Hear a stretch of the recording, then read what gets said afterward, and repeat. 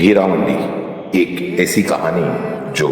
نواب اور طوائفوں کے بیچ کے رشتے کو تو بتاتی ہے، لیکن ساتھ ساتھ یہ بھی بتاتی ہے کہ طوائفوں کا آزادی کی لڑائی کے اندر کتنا حصہ تھا، کتنا یوگدان تھا۔ تو کہانی شروع ہوتی ہے پری انڈیپینڈنس انڈیا لاہور سے، جہاں پر ہیرا منڈی نام کی ایک جگہ بتائی ہے۔ یہ جگہ نوابوں کے لیے عیش و آرام کی ہوتی ہے، جہاں پر جو رئیس زادے نواب ہیں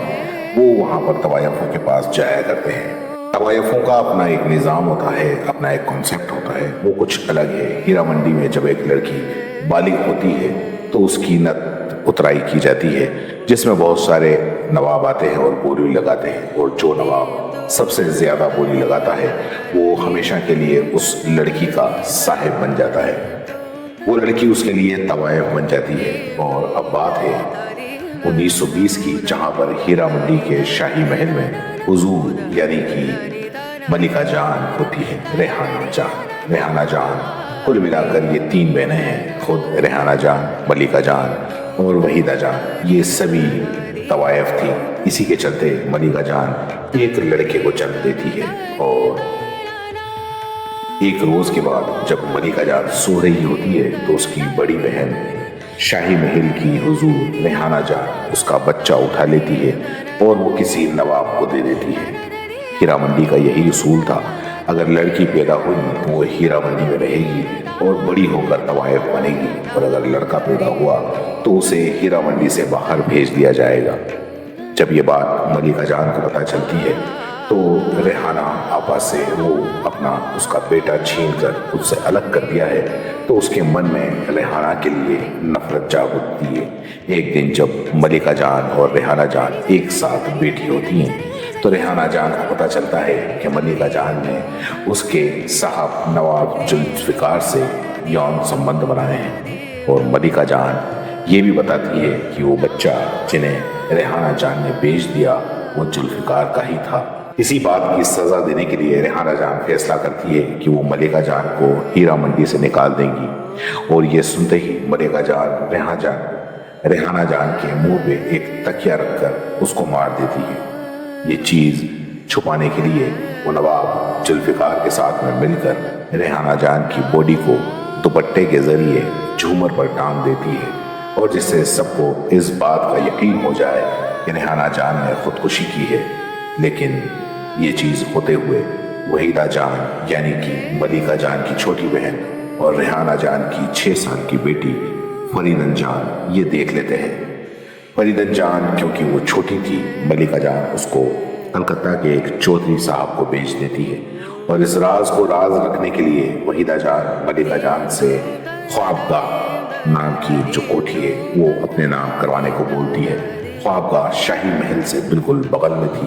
یہ ایک کوٹھی ہوتی ہے، اور وحیدہ جان چاہتی ہے کہ اگر انہیں یہ راز چھپانا ہے تو ملکہ جان کو یہ کوٹھی ان کے نام کرنی ہوگی۔ اور پھر جب ایک دن وحیدہ جان خوابگاہ کے کاغذ ملکہ جان کے پاس لاتی ہے اور ان کے دستخط لینے کے لیے کہتی ہے تو ملکہ جان منع کر دیتی ہے، اور نواب ذوالفقار اسی پین سے وحیدہ کا چہرہ کاٹ دیتے ہیں، جس کی وجہ سے تعمر کے لیے ایک کٹ اس کے گال پر ہمیشہ کے لیے لگ جاتا ہے۔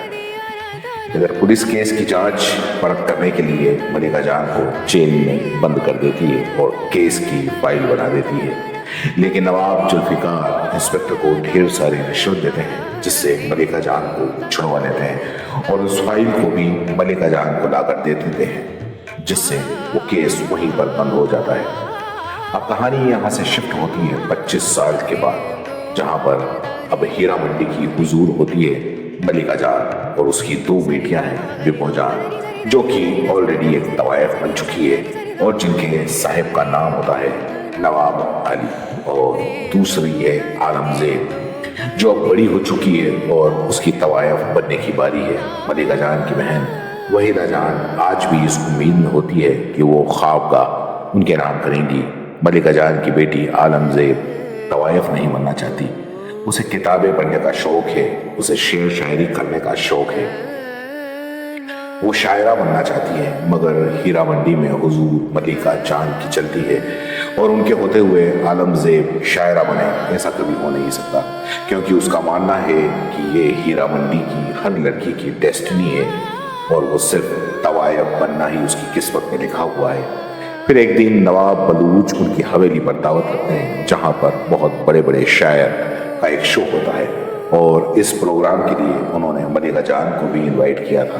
جب عالم زیب کو پتہ چلتا ہے کہ وہاں پر شاعری کا پروگرام ہے تو وہ ملکہ جان سے گزارش کرتی ہے کہ انہیں وہاں ساتھ میں لے چلے، لیکن ملکہ جان ان سب سے دور رکھنا چاہتی ہے، اس لیے وہ عالم زیب کو منع کر دیتی ہے۔ لیکن عالم زیب چپکے سے ملکہ جان کے ساتھ نواب بلوچ کی حویلی میں چلی جاتی ہے، اور وہاں پر عالم زیب کی ملاقات ہوتی ہے نواب بلوچ کے بیٹے تاجدار سے، اور پہلی ہی ملاقات میں وہ ایک دوسرے کو محبت کر بیٹھتے ہیں۔ واپس آنے کے بعد میں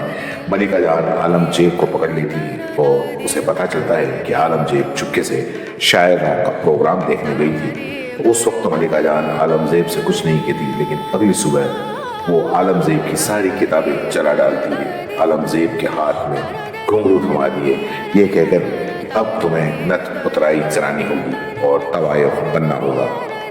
اب ملکہ جان کی دوسری بیٹی تھی ببو جان، اور ان کے صاحب تھے نواب عالی، اور انہوں نے نواب عالی کو اس لیے چنا تھا کیونکہ عالی صاحب برٹش گورنمنٹ کے لیے کام کرتے ہیں، اور ببو جان ان کے ذریعے برٹش گورنمنٹ کی سیکریٹ پتہ کرتی ہے کہ وہ باغی یعنی کہ جو کرانتیکاری تھے اور آزادی کی لڑائی لڑ رہے تھے، جو برٹش کے خلاف لڑ رہے ہوتے ہیں، انہیں وہ بتا دیا کرتی تھی۔ ان باغیوں کا ایک سیکریٹ گروپ تھا جس میں ببو جان بھی شامل تھی، یہاں تک کہ ببو جان کو جو پیسہ ملتا تھا نواب عالی سے، اس کا کچھ حصہ بھی وہ باغیوں کو دے دیا کرتی تھی، جس سے کہ وہ سب برٹش کے خلاف لڑ سکیں۔ ایک دن ببو جان عالم زیب کو نئی کتابیں دلانے کے لیے لے جا رہی ہوتی ہے۔ اسی دن نواب عالی کے ذریعے ببو کو پتہ چلتا ہے کہ آج برٹش گورنمنٹ باغیوں کے پروٹیسٹ پر حملہ کر سکتے ہیں، اور اسی موقع کے لیے انہوں نے لائبریرین کے پاس میں ایک کتاب چھپائی تھی۔ اس کتاب کے اندر ایک ریوالور رکھی ہوئی ہوتی ہے، اور وہ اس بندوق باغیوں کے لیڈر حامد صاحب کو دے دیتی ہے، جس کی اگر ضرورت پڑے تو اس کا استعمال کر سکیں۔ اب اس لائبریری میں ایک بار پھر عالم زیب تاجدار سے ملتی ہے، اور ان دونوں کا عشق اور بھی زیادہ بڑھنے لگتا ہے، لیکن اتنے میں ہی باہر برٹش آفیسرز کرانتیکاریوں پر حملہ کر دیتے ہیں، اور ایک کرانتیکاری کو بچانے کے لیے تاجدار وہاں پر پہنچ جاتا ہے، لیکن وہ برٹش آفیسر تاجدار پر بندوق تان دیتا ہے، مگر پیچھے سے حامد صاحب ببو جان کی دی ہوئی بندوق سے اس برٹش آفیسر کو مار گراتے ہیں۔ اس افراتفری کے بعد اگلے دن تاجدار فیصلہ کرتے ہیں کہ وہ بھی ان باغیوں کے سیکریٹ گروپ میں شامل ہوگا، لیکن کیونکہ نواب بلوچ کا بیٹا تھا تو حامد صاحب اس کو منع کر دیتے ہیں، کیونکہ یہ سارے نواب برٹش کے ساتھ مل کر کام کیا کرتے تھے، ان کے لوئل تھے، لیکن تاجدار کہتا ہے کہ وہ ایسا نہیں چلے گا اور اس کے دیش کے لیے وہ کچھ کرنا چاہتا ہے۔ یہ بات جب نواب بلوچ کو پتہ چلتی ہے تو وہ تاجدار کو بہت سمجھانے کی کوشش بھی کرتے ہیں، لیکن تاجدار نے خود کو دیش کے لیے سمرپت کر دیا تھا۔ اب ہیرا منڈی کی ایک اور طوائف ہوتی ہے لجو، اور لجو کے صاحب کا نام ہوتا ہے نواب قطب الدین۔ لجو اس نواب سے بہت زیادہ پیار کرنے لگی تھی، اور اسی لیے ایک دن جب نواب کی شادی ہونے والی ہوتی ہے تو لجو بہت زیادہ ناراض اور دکھی ہو جاتی ہے، اور تو نواب قطب الدین لجو کو اس کی شادی کے دن مجرا کرنے کے لیے بلوا لیتا ہے، اور یہ سن کر لجو شرم کے مارے منع کر دیتی ہے، لیکن ملکہ جان کہتی ہے کہ طوائف کو اس کی حیثیت نہیں بھولنی چاہیے، اسے ضرور قطب الدین کے پاس جانا چاہیے مجرا کرنے کے لیے۔ لجو جیسے تیسے وہاں چلی جاتی ہے اور مجرا کرنا شروع کرتی ہے، اور تھوڑی دیر کے بعد قطب الدین اس کے ایگو میں آ کر لجو کو تھپڑ مار دیتا ہے اور کہتا ہے کہ تم طوائف ہو اور یہی اوقات ہے تمہاری، اب بہت بڑے نواب زادے ہیں، اور لجو کو پوری محفل کے سامنے بے عزت کیا جاتا ہے۔ وہاں پر ملکہ جان آ جاتی ہے اور نواب قطب الدین کو اس کی اصلیت بتاتی ہے، اور کہتی ہے کہ وہ ایک نواب نہیں بلکہ اس کی نسوں میں طوائف کا خون دوڑ رہا ہے۔ یہ سن کے قطب الدین ملکہ جان پر ہاتھ اٹھاتا ہے، لیکن ملکہ جان اس کا ہاتھ وہیں پکڑ لیتی ہے اور کہتی ہے کہ 25 سال پہلے ریحانہ جان نے جس بیٹے کو اس سے چھینا تھا وہ تم ہی ہو۔ یہ سن کر قطب الدین تنگ رہ جاتا ہے، ملکہ جان اور لجو وہاں سے چلی جاتی ہیں۔ रास्ते में घोड़ा गाड़ी में धक्का लगता है जिसकी वजह से लज्जो आगे की तरफ गिर जाती है और उसके सिर पर गहरी चोट लग जाती है और वो वहीं पे मर जाती है। हीरा मंडी पहुंचने के बाद में लज्जो का अंतिम संस्कार किया जाता है। तभी वहां पर आती है फरीदन जान, जो कि हूबहू उसकी माँ रेहाना जान जैसी लगती है। उसे देखकर मलिका जान घबरा जाती है क्योंकि वो समझ गई थी कि अब फरीदन आ गई है। मंडी में उसका हक और मलिका जान से बदला जरूर लेगी। अगले दिन सुबह मलिका जान को कोर्ट जाना होता है ख्वाबगाह के केस के सिलसिले में, क्योंकि उनके ऊपर ये इल्जाम लगा था कि उन्होंने ख्वाबगाह के मालिक नवाब को अपनी खूबसूरती के चालाकी से ख्वाबगाह को अपने नाम करवाया है। कोर्ट में मलिका जान अपनी चालाकी का इस्तेमाल करके केस जीत लेती है, लेकिन फिर वो उसके बाद उससे भी बड़ी चाल चलती है। फरीदन बहुत खुश थी क्योंकि अब ख्वाबगाह उसके नाम होने वाला था, लेकिन वो ख्वाबगाह को अपनी मर्जी से नवाब की बीवी को यूं ही दे देती। ये देखकर फरीदन बहुत ज्यादा गुस्सा होती है और उसके मन में मलिका जान के लिए नफरत जाग उठती है, क्योंकि शाही महल और ख्वाबगाह बिल्कुल अगल बगल में ही थे। और शाम को नवाब की बीवी मलिका जान को सलाम करती है, लेकिन मलिका जान पलटकर वो सलाम कबूल करने जाती है तो वो देखती है कि वहां पर फरीदन होती है और नवाब की बीवी ने ख्वाबगाह को फरीदन के नाम कर दिया है। फरीदन ने ये कोलकाता के चौधरी साहब की दौलत का इस्तेमाल करके सब कुछ करवाया था। अब मलिका जान और ज्यादा सतर्क हो गई थी क्योंकि धीरे धीरे फरीदन उनके करीब आने लगी थी। फिर अगले दिन उस्ताद ख्वाबगाह में जाते हैं फरीदन जान से मिलने के लिए और फरीदन उस उस्ताद से पूछती है कि क्या मलिका जान का कोई दुश्मन है जिसकी इस दुश्मनी के साथ मिलकर वो मलिकन को बर्बाद कर सके। उस्ताद बताता है कि हाँ, एक दुश्मन है, पुलिस ऑफिसर कार्टराइट। तो ये पुलिस ऑफिसर कार्टराइट एक दिन मलिकन से मिलने के लिए आता है, जहां पर मलिकन को बहुत सारे पैसे का ऑफर देती है और कुछ तवायफ को यहाँ मुजरा करने के लिए, लेकिन मलिका वो ऑफर ठुकरा दिया था, जिसके बाद में कार्टराइट ने फैसला किया था कि वो इस बेइज्जती का बदला एक दिन जरूर लेगा। उस्ताद फरीदन जान को आलमजेब के बारे में बताती है कि किस तरह से आलमजेब तवायफ नहीं बनना चाहती, यहाँ तक कि वो एक नवाब ताजदार से मोहब्बत भी करने लगी थी। फरीदन जान बदला लेने के लिए बहुत काम आएगी, ये कहती है। और इसके बाद में बिब्बो जान के नवाब औली साहब की हवेली पर एक बहुत बड़ी दावत होती है, जिसमें जाने के लिए आलमजेब भी बिल्कुल तैयार होती है और जाने की जिद करती है, क्योंकि उस दावत में शहर के बड़े बड़े नवाब आने वाले होते हैं और वो इस उम्मीद में होती है कि शायद वहाँ पर ताजदार भी आए। बिब्बो जान आलमजेब को ले जाने के लिए तैयार हो जाती है। उस दावत में अली साहब ने फरीदन जान को भी बुलाया था और वहाँ पर फरीदन जान बिब्बो के सामने सीधे सीधे नवाब अली को अपना साहब बनाने की बात कर देती है। ये देखते हुए बिब्बो जान अली साहब को वहाँ से ले जाती है। इसी दावत में फरीदन जान आलमजेब से भी पहली बार मिलती है और आलमजेब को उकसाती है कि वो ताजदार और से और ज़्यादा करीब आए और ज़्यादा इश्क करे। फिर फरीदन जान फैसला करती है कि वो उसकी नत पुतराई करेगी, जिससे कि वो तवायफ बन सके, नवाब अली को हत्या सके। नत पुतराई के लिए हर लड़की को हीरा मंडी की हुजूर के पास में जाना होता है, यानी कि मलिका जान के पास में। मलिका जान फरीदन से पूछती है कि क्या तुम अभी तक कुंवारी हो, क्योंकि नत पुतराई तो सिर्फ कुंवारी लड़कियों की होती है। फरीदन जान मना कर देती है और फैसला करती है कि कुंवारी न होने के बाद भी उसकी नत पुतराई ख्वाबगाह में होगी, जहां पर लाहौर के सारे नवाब आएंगे। लेकिन मलिकन जान खुद के होते हुए ऐसा कभी नहीं होने देती, इसलिए वो फैसला करती है कि जिस रात फरीदन की नत पुतराई होगी उस रात वो बिब्बो जान का आखिरी मुजरा रखवा देगी, क्योंकि हीरा मंडी में जब भी किसी तवायफ का आखिरी मुजरा होता है सारे नवाब वहीं पर जाते हैं। और इसी के चलते फरीदन जान की नत पुतराई में एक भी नवाब नहीं आएगा। और होता भी ऐसा ही है। बिब्बो जान के आखिरी मुजरे के लिए सारे नवाब शाही महल जाते हैं और फरीदन जान ख्वाबगाह में अकेली पड़ी रहती है। अब मलिका जान और फरीदन जान की दुश्मनी और ज्यादा बढ़ जाती है, इसलिए फरीदन जान कार्टराइट के पास में जाती है और उससे कहती है कि राना जान 25 साल पुराना केस फिर से खोल दे, जिससे कि मलिका जान को सजा हो। अगले दिन नवाब जुल्फिकार मलिका जान से मिलने के लिए जाते हैं, क्योंकि उन्हें पता चल गया था कि फरीदन کارٹرائٹ سے مل کر ریحانہ جان کا کیس پھر سے کھلوانا چاہ رہی تھی، لیکن کارٹرائٹ کے بہت زیادہ ڈھونڈنے کے بعد بھی وہ فائل پولیس اسٹیشن میں کہیں بھی نہیں ملتی، اور ملتی بھی کیسے کیونکہ 25 سال پہلے ہی وہ فائل تو نواب ذوالفقار نے رشوت دے کر پولیس انسپیکٹر سے لے لی تھی، ملکہ جان کو ہی دے دی تھی، اور ملکہ جان نے وہ فائل وحیدہ جان کو دے دی تھی۔ اور جب ملکہ جان پوچھتی ہے وحیدہ سے کہ وہ فائل کہاں پر ہے تو وحیدہ جان پوچھ کر جھوٹ بول دیتی ہے، اور انہوں نے وہ فائل اسی وقت جلا دیتی ہے، یہ بتا دیتی ہے۔ ملکہ جان یہ سن کر چین کی سانس لیتی ہے، کیونکہ انہیں لگا کہ اب جب فائل جل چکی ہے تو کیس کبھی کھلے گا ہی نہیں۔ پھر ایک دن وحیدہ ان کے صاحب کو ان کی بیٹی شمع کے ساتھ میں عشق لڑاتے ہوئے دیکھ لیتے ہیں، اور یہ بات وہ ملکہ جان کو بتاتی ہے کہ یہ بالکل بھی صحیح نہیں ہو رہا ہے، لیکن ملکہ جان کہتی ہے کہ ہیرا منڈی کو نوابوں کی ضرورت ہے، اور تم یا تمہاری بیٹی کوئی بھی ہو، اس سے کوئی فرق نہیں پڑتا۔ یہ بات سنتے ہی پانی وحیدہ جان کے سر کے اوپر نکل جاتا ہے، اور وہ خواب میں فرید کے پاس میں چلی جاتی ہے اور کہتی ہے کہ وہ کارٹرائٹ کے سامنے گواہ بننے کے لیے تیار ہے۔ لیکن جب کارٹرائٹ وحیدہ سے پوچھتا ہے کیا تم نے دیکھا تھا اس رات ملکہ جان کو اور ریحانہ جان کو ٹانگتے ہوئے، تو وحیدہ انجان بن جاتی ہے، کچھ نہیں بولتی۔ جب کارٹرائٹ یہاں سے چلا جاتا ہے تو فریدہ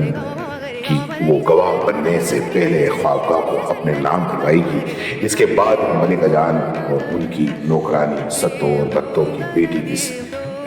سائیمہ کو گانا گاتے ہوئے سن لیتی ہے، اور اگر کوئی نوکرانی یا اس کی بیٹی کوئی زیادہ اچھا گانا گائے یہ اس کو منظور نہیں تھا، اس لیے وہ فیصلہ کرتی ہے کہ وہ سائمہ کو طوائف بنا کر بیچ دے گی۔ لیکن سائمہ اس چیز کے لیے تیار نہیں ہوتی، کیونکہ وہ اقبال سے پیار کرتی ہے۔ ملکہ جان کہتی ہے کہ اگر اقبال 15 دن میں 10 لاکھ لا کر دے گا تو وہ سائمہ کو نہیں بیچے گی، لیکن 15 دن میں اتنی بڑی رقم دینا لگ بھگ اسمبھو تھا۔ تو عالم زیب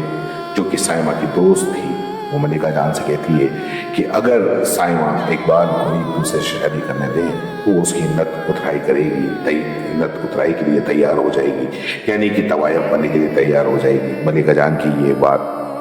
مان لیتی ہے۔ عالم زیب کی نت اترائی کے لیے بڑے بڑے نوابوں کو شاہی محل میں بلایا جاتا ہے، لیکن جب عالم زیب کی آنے کی باری ہوتی ہے تو بپو جان دیکھتی ہے کہ عالم زیب تو اس کے کمرے میں ہے ہی نہیں۔ اس بات کا ملکہ جان کو بہت بڑا دھکا لگتا ہے، اور ہیرا منڈی میں پہلی بار ایسا ہو رہا ہوتا ہے کہ نوابوں کے بنا محفل کے نوابوں کو بنا محفل کیے ہی وہاں سے واپس جانا ہوتا ہے۔ پتہ چلتا ہے کہ فریدہ نے تاجدار کے نام سے نقلی خط عالم زیب کو بھجوایا، جس میں لکھا تھا کہ وہ اس کے گھر پر آ جائے۔ اس لیے عالم زیب تاجدار کے گھر چلی جاتی ہے، جہاں پر تاجدار کہتا ہے کہ اس نے ایسا کوئی خط نہیں لکھا، لیکن کیونکہ رات کا وقت تھا اور دونوں ایک دوسرے سے محبت بھی کرتے تھے تو تاجدار عالم زیب کو اس کے گھر میں رکھ لیتا ہے، اور نواب بلوچ کو بتاتا ہے کہ اس کے دوست کی بہن ہے جو کہ کچھ دنوں کے لیے یہاں پر رہے گی۔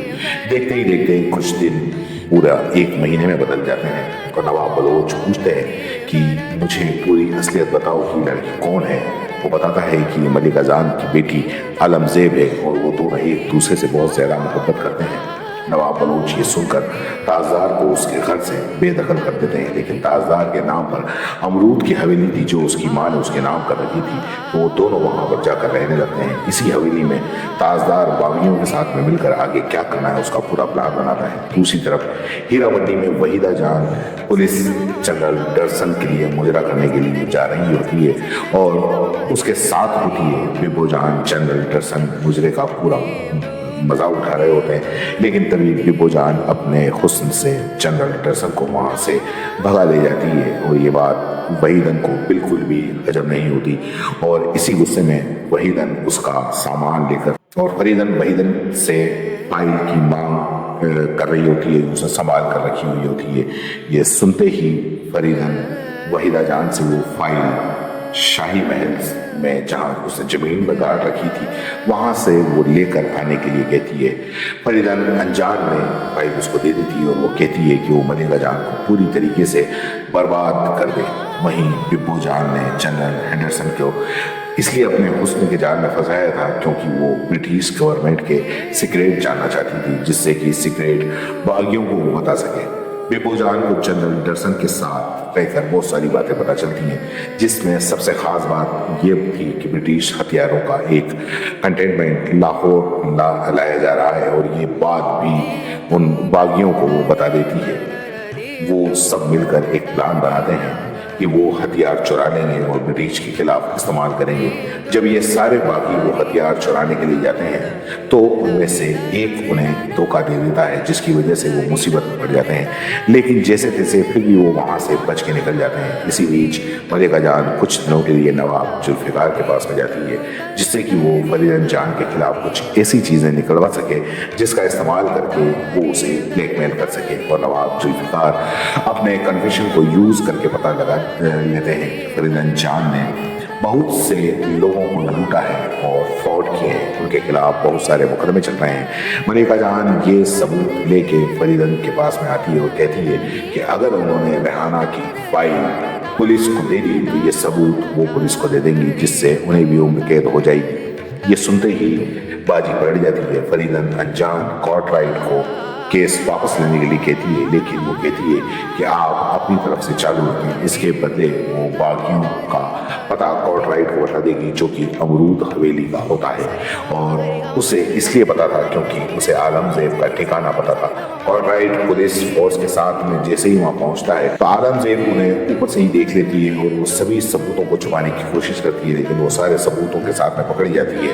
پھر پولیس نواب بلوچ اور تاجدار کو پولیس اسٹیشن بلاتے ہیں۔ تاجدار سے پوچھتے ہیں کہ کیا تم اس لڑکی کے ساتھ میں ملے ہوئے ہو؟ تو تاجدار منع کر دیتا ہے کیونکہ حامد صاحب نے کہا تھا کہ تمہارے لیے دیش زیادہ قیمتی ہے یا تمہاری محبت۔ کسی بھی محبت سے اوپر تاجدار نے دیش کو رکھا۔ اب عالم زیب جیل میں بند تھی، اس کو چھڑانے کے لیے ملکہ جان وہاں پر جاتی ہے اور کورٹ رائٹ کو موقع مل چکا تھا ملکہ سے بدلہ لینے کا۔ ملکہ جان کورٹ رائٹ کے پیسے جیور سب کچھ دیتی ہے، لیکن کورٹ رائٹ نہیں مانتا اور کہتا ہے کہ اسے ملکہ جان کی عزت چاہیے، اور اس کے بعد کورٹ رائٹ 4 پولیس والوں کے ساتھ میں مل کے ملکہ جان کی عزت لوٹتا ہے اور فائنلی عالم زیب کو جیل سے چھوڑ دیتا ہے۔ پھر کچھ دنوں کے بعد میں تاجدار اس کی دادی کے ساتھ میں ہیرا منڈی جاتا ہے